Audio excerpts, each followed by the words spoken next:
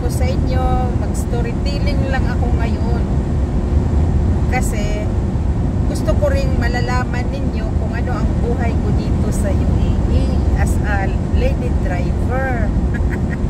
So, ganun yun. So, kung gusto kayong makinig, okay, makinig kayo. Kung ayaw din ninyong makinig sa akin, okay lang din. Pero guys, mas maganda yung palang ano, yung mga buhay natin na parang may mga challenges sa buhay natin.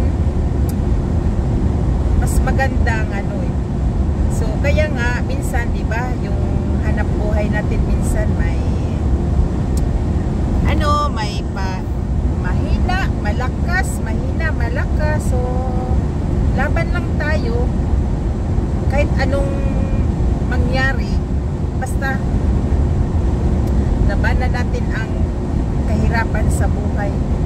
Yan ang sinasabing hanggat may buhay, may pag-asa. May pag-asa. Paano yun sasabihin, guys? Nagmaniho man ako actually, guys.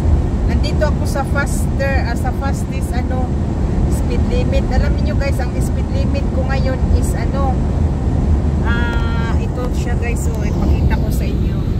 Yan ang aking speed limit for today, for this area. So, hindi ako magtagal ng maghawak ng camera kasi maraming ano, camera sila for mobile phone at saka marami mga sasakyan ng pulis na may mga scanner. So, kaya ilagay ko dyan sa ano, dashboard. So, ito guys, no, i-share ko lang sa inyo. Natatawa kasi ako guys sa mga taong mga sumasali sa mga social media. So, yung iba nga may umiyak na doon sa reels. Guys, i-follow naman ninyo ako sa reels ko guys, sa FB page ko, sa FB profile ko, kahit ano na lang yung sinalihan ko guys sa akin TikTok. YT. Huwag ninyong ipagkait guys ang pag-follow niyo sa akin guys, ang pag-subscribe guys. Kasi enjoy lang nato niya ang ating life. O diba? I-enjoy lang nato. Hindi natin bigyan ng, hindi natin dipdipin yung mga social media natin na mga kung ano-ano dyan, kung anong gagawin nila ni mga Lolo Meta, mga Lolo YT, mga ano dyan, sino sila dyan. Natatawa ako guys, no, sa nag-viral naman yan, imposible na hindi niya yung nakita. Natatawa ko na naawa ko sa kanya kasi nga ang sabi niya doon ni ate, yun ang ano ko guys ba, natatawa ako. So i-share ko din sa inyo, ako gumagawa ako ng mga social media para hindi ako ma-stress. Uy, bakit i-stress ko yung sarili ko? Gumagawa ko ng mga social media para mag-enjoy ako. Alam niyo guys, kahit wala akong napala dyan sa mga YouTube, sa mga ano dyan, kahit wala akong napala ng mga sahod-sahod, wala, hindi ko in-stress sa sarili ko. What to do?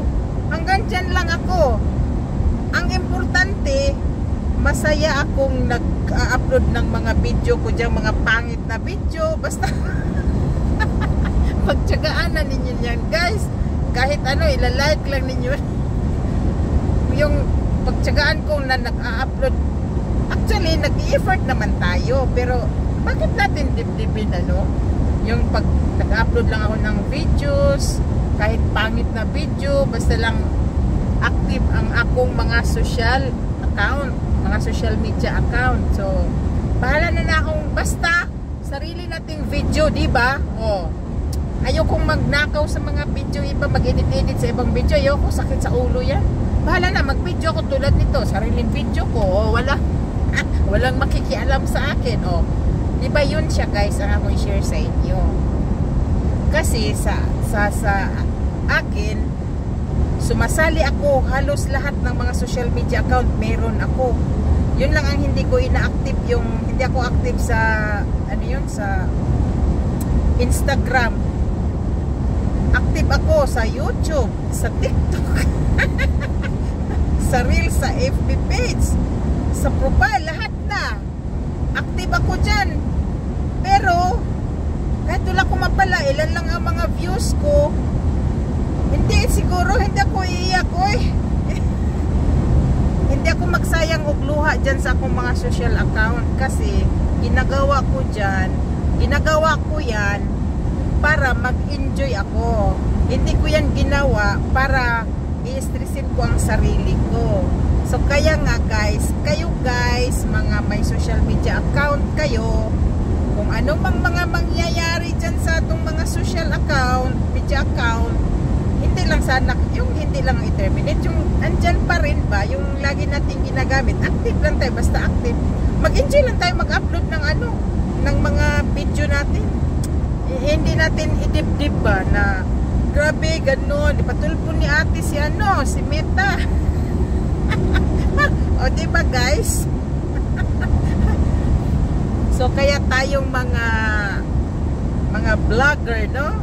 Mga vlogger na mga hilaw, i-enjoy lang natin ang sarili natin. Actually guys, no, gumagawa ko ng mga social media account para lang naman yun, no? Ang importante dyan na inano ko, na may may compilation ako sa life ko dito sa UAE, kung saan ako nakarating, may mga remembrance ako. Kasi alam niyo guys, yun ang nasa isip ko.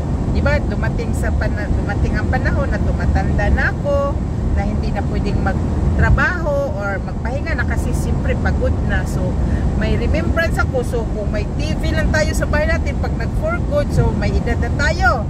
Kung may TV lang tayo, may monitor. O so, kung andyan pa yung mga account natin, diba, pwede naman yun natin i-play. Tingnan natin, ay ganun pa lang nangyari. O si, diba, matatawa pa tayo sa sarili natin.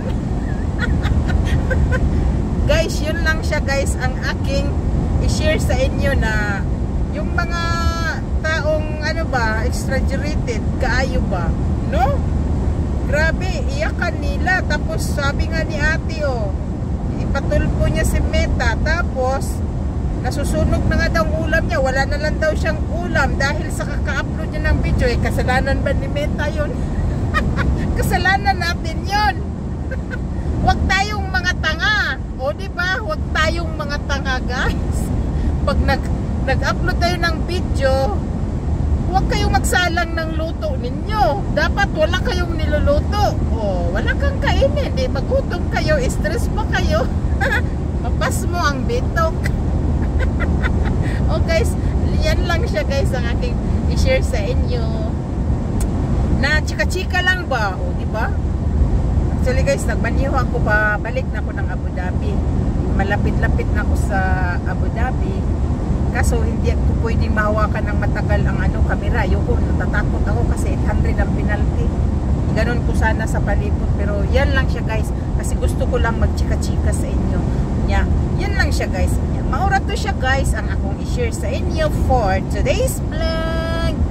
Bye-bye and God bless. Pauli pa ko sa Abu Dhabi. Gikan ko sa Kuan guys, sa Western region of UAE. God bless you, God bless us. Follow na lang tayo guys.